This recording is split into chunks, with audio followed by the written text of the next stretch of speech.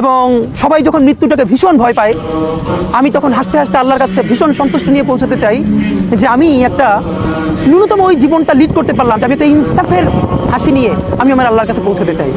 হায়াত মৌতের মালিক আল্লাহ, ন্যূনতম সিকিউরিটি নিয়ে চলাও হলো সুন্নাহ। কিন্তু আমাদের লড়াইটা হলো, আমার মা স্বাভাবিকভাবেই কান্নাকাটি করেন, আমার পরিবার সবাই। তো আমি আমার মাকে বলেছি যে দেখো, মানে আমরা যে লড়াই নেমেছি, আমার একটা মনে হয় কি কোনো রাজনীতিবিদের না বাসার মৃত্যুটা হইতে পারে না, এটা কোনো ভালো মৃত্যু না।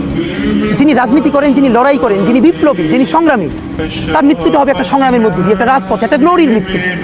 আমি তো ভীষণভাবে প্রত্যাশা করি, আমি ছোটবেলা থেকে এই স্বপ্নটা দেখি, অনেক জায়গায় বলেছি যে একটা তুমুল মিছিল হচ্ছে অন্যায়ের বিরুদ্ধে, সেই মিছিলের সামনে আমি আছি, কোনো একটা বুলেট এসে আমার বুকটা হয়তো বিদ্ধ করে দিয়েছে, এবং সেই মিছিলে আমি হাসতে হাসতে আমি শহীদ হয়ে গেছি।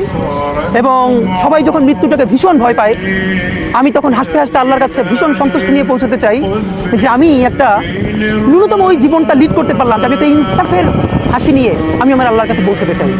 সুতরাং আগামী 50 বছর বাঁচলাম, কোনো ইম্প্যাক্ট তৈরি হলো না আমারই দিয়ে, দেশের জন্য, রাষ্ট্রের জন্য, উম্মার জন্য, জাতির জন্য। কিন্তু আমি ধরেন 5 বছর বাঁচলাম, সেটার মধ্য দিয়ে যদি আগামী 50 বছরের ইম্প্যাক্ট তৈরি হয়, তাহলে অনেকদিন বেঁচে থাকায় কি সাফল্যের? বলেন, শহীদ প্রেসিডেন্ট জিয়াউর রহমান কয়টা দিন বেঁচেছেন, কিন্তু ভাবেন আজকে পর্যন্ত উনি আমার অনুপ্রেরণা। হাঁটতে হাঁটতে আমার পা ফুলে যায়, আমি আমার টিম সেদিনকে ব্যাগের মধ্যে জুতো নিয়ে তারপরে একটা শপিং মলে ঢুকছিলাম, মানে পা ফুলে গেছে, পা জুতোয় ঢুকাতে পারছিলাম না। তো জিয়াউর রহমানের একটা ওনার গল্প মনে পড়ছিল, যিনি মাইলকে মাইল যখন হাঁটতেন, ওনার সাথে স্টাফদের পা ফুলে যেত, কিন্তু ওনার তো আর্মি ট্রেনিং আছে। তখন তাকে বলতো, স্যার আপনার তো আর্মি ট্রেনিং, আমরা তো আর পারি না। এই জন্য ওনাকে মানুষ রাখাল রাজা বলতো। তা আমরাও সারা বাংলাদেশের 56,000 বর্গ মাইলে হাঁটতে চাই, আমরা ইনসাফের চাষাবাদ করতে চাই, একটা স্বাধীন সার্বভৌমত্বের সততার বাংলাদেশ তৈরি করতে চাই। আল্লাহ যে কয়দিন হায়াতে রাখবেন এই লড়াইটা করব, যেদিন নিয়ে যাবেন আমি স্বপ্ন দেখে যেতে চাই, আমি আমাদের এমন টিম, আমি আমার সন্তানকে রেখে যেতে চাই, আমার মৃত্যুর পরে যেন এই লড়াই বন্ধ না হয়, এই লড়াই যেন বাংলাদেশে কিয়ামত পর্যন্ত জারি থাকে।